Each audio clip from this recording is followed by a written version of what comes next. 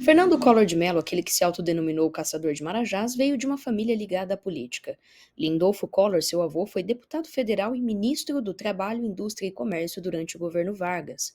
Seu pai, além de dono do maior grupo de TV, rádio e jornais do Alagoas, Arnon Afonso de Farias Melo, foi governador do estado de Alagoas e senador também pelo estado de Alagoas. Porém, quando foi senador, protagonizou um grande escândalo ao matar um colega dentro de uma sessão no Congresso Nacional. Em 86, Collor foi eleito governador do estado de Alagoas pelo PMDB. Esse era um período em que buscava demonstrar ser um político forte e, ao mesmo tempo, aberto ao diálogo com todas as classes. Atuou como governador até maio de 89, quando entrou em campanha para a presidência da República pelo partido recém-fundado, o PRN. A campanha para as eleições de 89 foi pensada para tentar entender e atender aos anseios da população brasileira.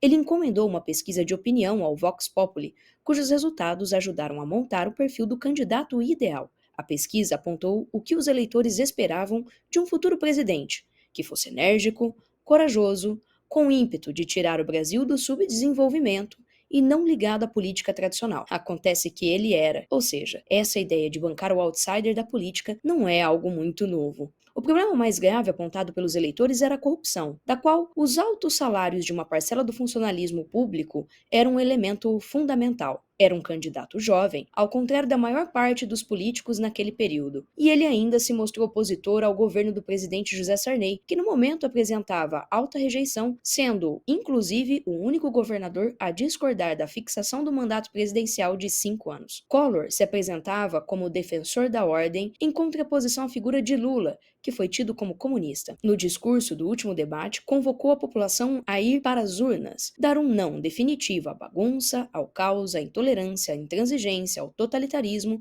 e também à bandeira vermelha. Se aliou aos líderes religiosos, como pastores evangélicos, que estavam temerosos da política de Lula, e também da figura de Frei Damião, líder religioso nordestino e uma espécie aí de sucessor do padre Cícero, visando angariar apoio dos chamados descamisados. A trajetória de Collor atendeu a 3 períodos. O primeiro período apresentou um jovem governador que se descobre diante de um grande destino, a partir de uma decisão política, a caça aos marajás, que o destacou diante do país inteiro.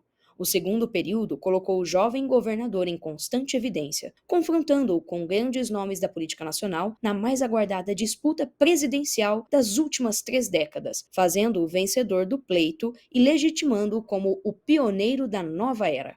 O terceiro período identificou o jovem presidente com tudo aquilo que ele negava no primeiro momento e que provocou o seu afastamento e o desprezo de seus eleitores. O processo de martírio iniciou-se principalmente com a denúncia apresentada por Pedro Collor, seu irmão.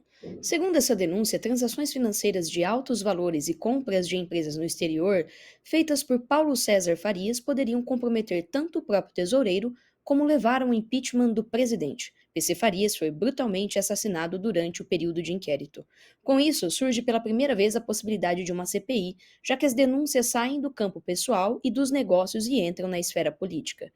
Depois de todo o espetáculo, apresentado em inúmeras entrevistas à Veja, Pedro Collor, ao ser chamado para depor, se porta com muita cautela. O auge da indignação popular se deu em agosto de 92, quando Collor convoca a população a sair às ruas vestindo verde e amarelo em apoio ao seu governo. Nessa ocasião, aconteceu um movimento chamado Caras Pintadas. Durante todo o momento, Collor esteve no centro das atenções, junto com as questões da corrupção e dos confiscos dos bens por ocasião do Plano Collor, que era um conjunto de medidas para a reforma econômica do país, que visava estabilizar a economia nacional e controlar os altos índices de inflação, e incluía o confisco dos bens das cadernetas de poupança e contas corrente para reduzir o fluxo interno de dinheiro. A questão financeira tornou-se um marco da presidência de Collor. Trata-se da apropriação material, o que causa certo incômodo à memória do brasileiro. Depois que Collor foi denunciado por crime de responsabilidade, em pouco mais de 2 meses o processo tramitou em todas as esferas, passou por todos os debates e votações.